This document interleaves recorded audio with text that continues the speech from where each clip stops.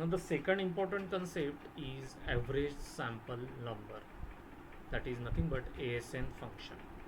Now I have already told you that the sample size or the number of observations required by the sequential testing will vary depending upon you are taking whether you are taking a decision of accepting the hypothesis or rejecting the hypothesis, or either you are going to continue that testing procedure.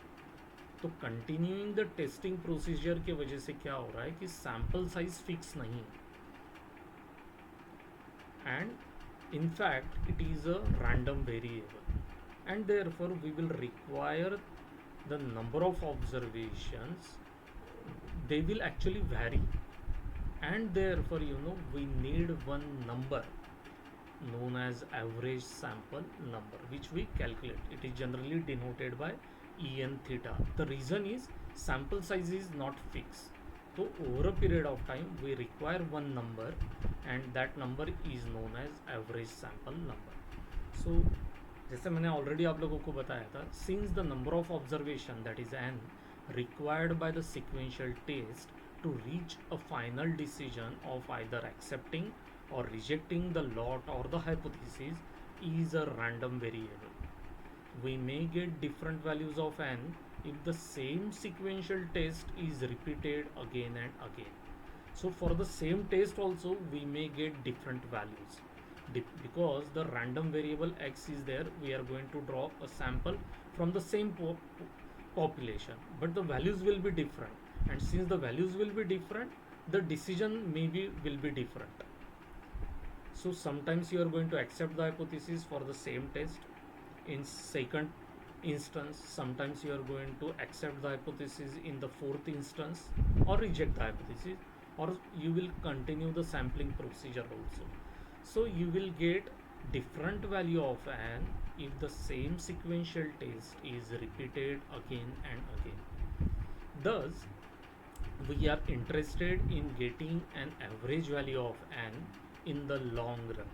That means the same experiment is performed again and again, then we will require, as I said, one average value of n. In other words, we are interested in calculating the expected value of n, which is dependent on the distribution of random variable, that is x, under consideration, and thereby dependent upon the unknown parameter theta. As I said, the random variable x, the PDF of random variable x is going to involve the indexing parameter theta, and therefore the average sample number or the average value of n, which is dependent on the distribution of random variable under consideration, will also depend upon the unknown parameter theta. It is generally denoted by this en theta, right? So theta to indicate that this is a function of unknown parameter theta, and to indicate that average sample number.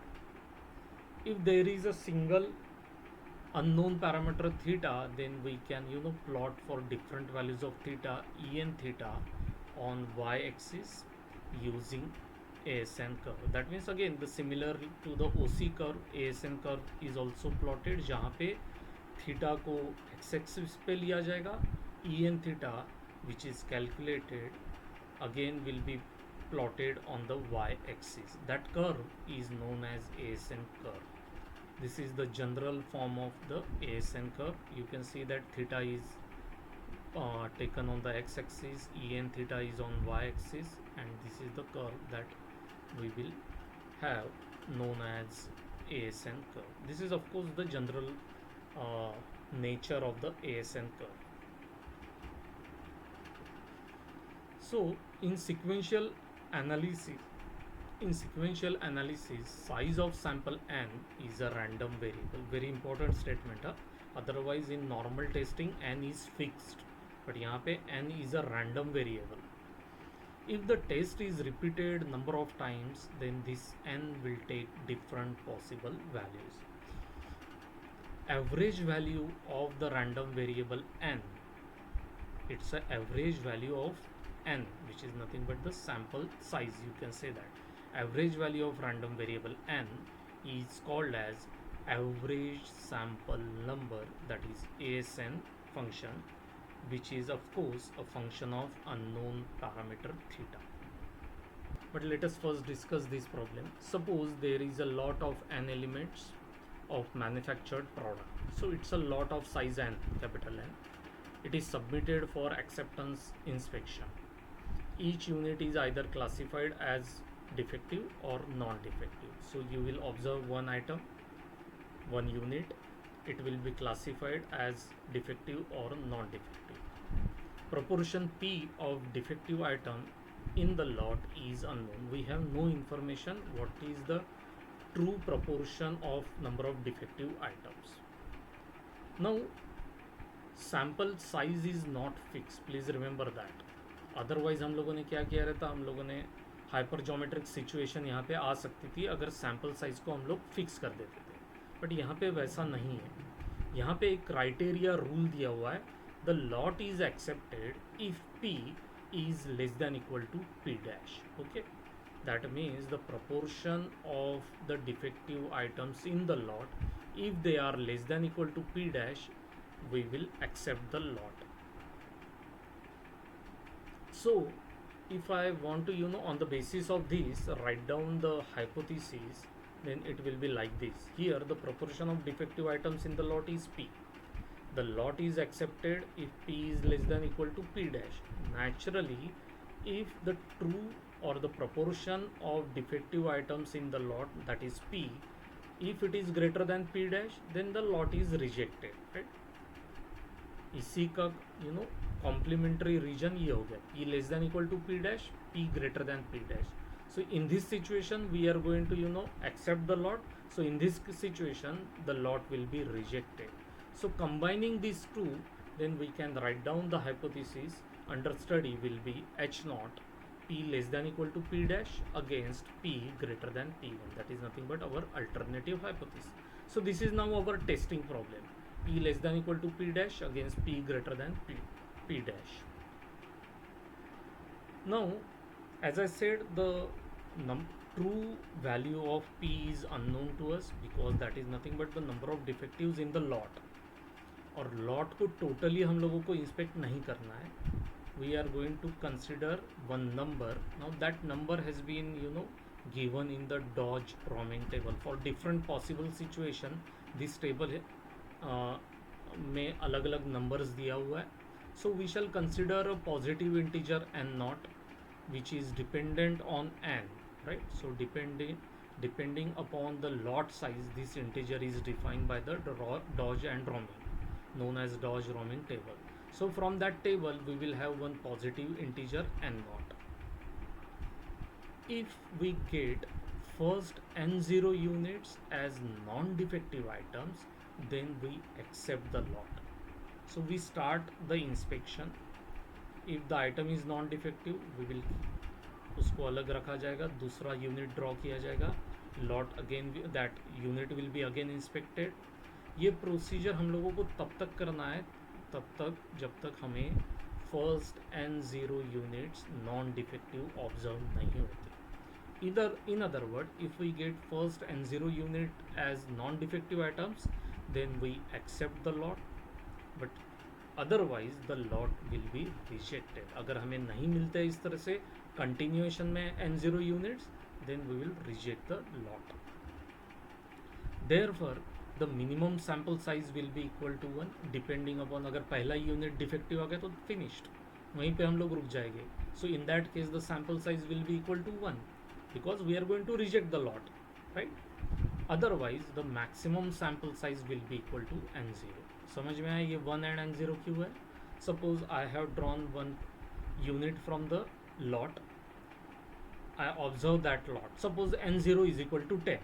Okay, from Dodge and Roman table n0 equal to 10 है, तो हमें 10 units non defective लगने वाले first n0. हाँ, तो first 10 unit should be non defective. अभी मैंने पहला ही यूनिट ड्रॉ किया और वो डिफेक्टिव आ गया, तो उसका मतलब क्या हो जाएगा कि लॉट विल बी रिजेक्टेड क्योंकि वो डिफेक्टिव आइटम पहला ही डिफेक्टिव आ गया. But the sample size in that situation will be equal to 1. So minimum sample size will be equal to 1 as far as this procedure is concerned.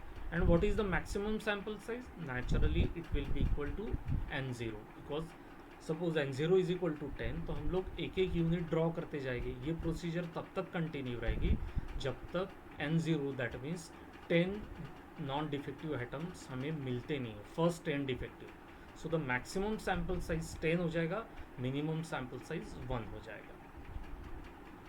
Suppose the actual size is m, that means मैंने observation start किया है, यही example लेते हुए जा रहा हूँ. Suppose n0 is equal to 10, पहला यूनिट मैंने ड्रॉ किया, मैंने उसको ऑब्जर्व किया, suppose that is non defective, तो मेरा क्राइटेरिया सेटिस्फाई हो गया, इसीलिए भी मैं दूसरा यूनिट ड्रॉ करूँगा. अब दूसरा यूनिट ड्रॉ करने के बाद वो फिर से नॉन डिफेक्टिव है, उसको साइड में रख दिया. थर्ड यूनिट मैं ड्रॉ कर रहा हूँ. ये प्रोसीजर अभी मैं कब तक कर सकता हूँ? जब तक 10 यूनिट्स नॉन डिफेक्टिव मुझे कंटिन्यूएशन में अभी फर्स्ट 10 यूनिट्स नहीं मिलते. सपोज एक्चुअल जो मुझे नंबर ऑफ डिफेक्टिव्स मिले हैं वो है m. तो अगर m is less than n naught, that means suppose m is equal to 5, मुझे 5 नॉन डिफेक्टिव आइटम्स फर्स्ट मिल गए. जैसे ही मैंने छठवां आइटम ड्रॉ किया वो डिफेक्टिव आ गया. इसका मतलब क्या हो गया? m जो है वो लेस देन n नॉट आ गया. And in such situation then the lot will be rejected. That means the hypothesis h naught is rejected because m is less than n naught. मुझे चाहिए था m should be equal to n naught. And if n, जैसा मैंने बोला, if m is equal to n naught, इसका मतलब है criteria satisfy हो गया and therefore the lot is accepted. That means the hypothesis h naught is accepted. Right? So this is the way we actually use the sequential testing. You can see that वहाँ पे sample size was not fixed. We may think about this situation as a Bernoulli situation with the random variable x, where the probability of success, that means the non-defective items, probability of getting non-defective item will be 1 minus p. So probability of getting defective item will be denoted by p, probability of getting non-defective item is 1 minus p. Thus the probability that first unit, पहला unit draw किया, उसका probability that the first unit which is selected is non-defective naturally will be denoted by 1 minus p. right? Simple है, पहला draw किया तो उसका probability रहेगा 1 minus p. वैसे ही सेकंड यूनिट अगर मैंने ड्रॉ किया रहता तो उसका probability रहता था 1 minus p to the power 2. Similarly, I can say that probability that all the units selected up to n0 will be non-defective will be denoted by 1 minus p to the power n0. To the power n0, right? Because we need n0 units to be non-defective. So 1 minus p to the power n0. Therefore, lot will be accepted if all n0 units are found to be non-defective units.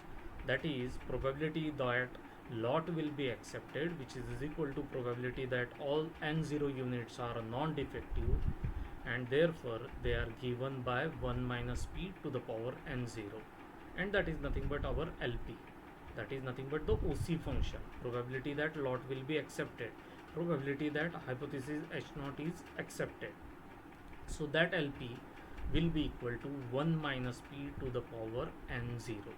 You can see that it is a function of p, which is the parameter in this case. Thus OC function is 1 minus p to the power n0. And वो true nature एक curve मैंने draw किया था, याद है? वो इस तरह से थोड़ा सा एस फॉर्म में था, स्टार्टिंग हायर पोजीशन पे थे एंड देन हम लोग लोअर साइड में गए थे. तो that is also evident from this, as the value of p is going to increase, LP is going to decrease. So ये इन्वर्सली जाने वाले हैं. सो LP is decreasing as P is increasing.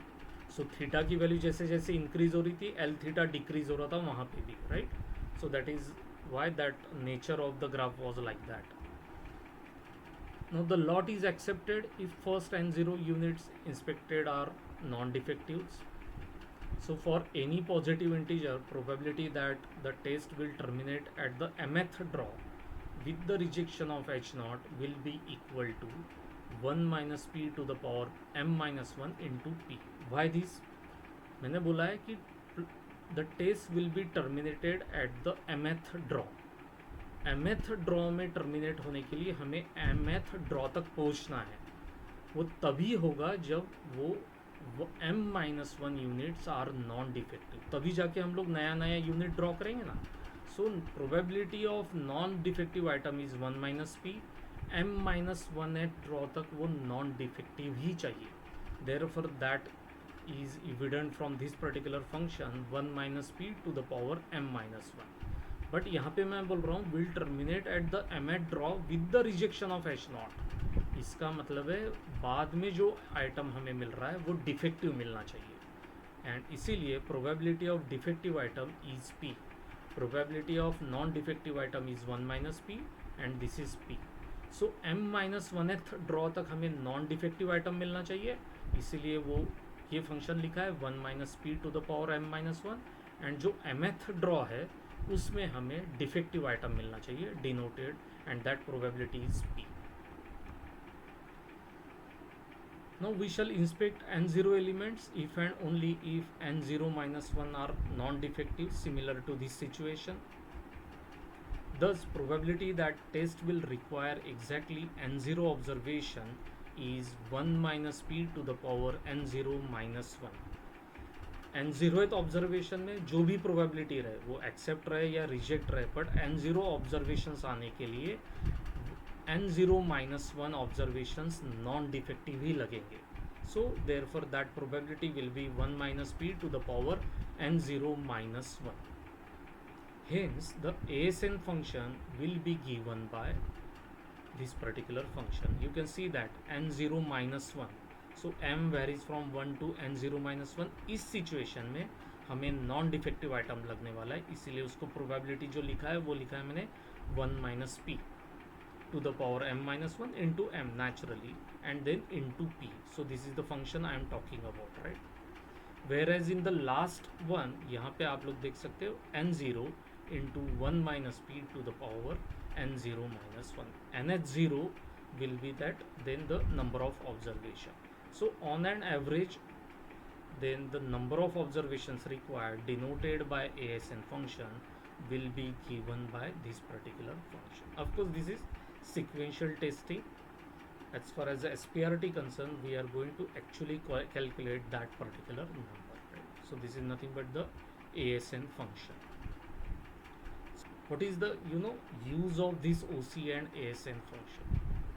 AC function will give us the probability of making a correct decision, either accepting or rejecting the hypothesis. But OC function describes how well the test procedure, that means the sequential test, achieve its objective of making or taking a correct decision. So OC function gives us that.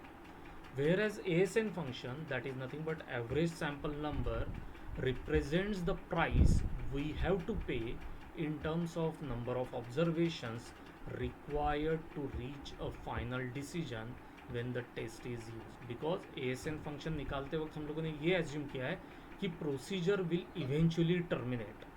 तो eventually terminate होने के लिए कितने number of observations are required is given by the ASN function.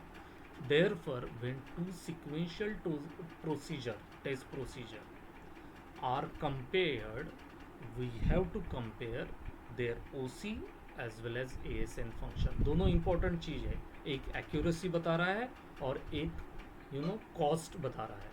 तो ये दोनों चीज़ों को compare करना पड़ता है when we have to compare two sequential test procedure. So OC as well as ASN function will be used to do that particular thing, right? So this is basically a introduction of sequential testing. In the next lecture, we are going to see one particular sequential testing known as sequential probability ratio test, that is SPRT, suggested by Wald in 1943.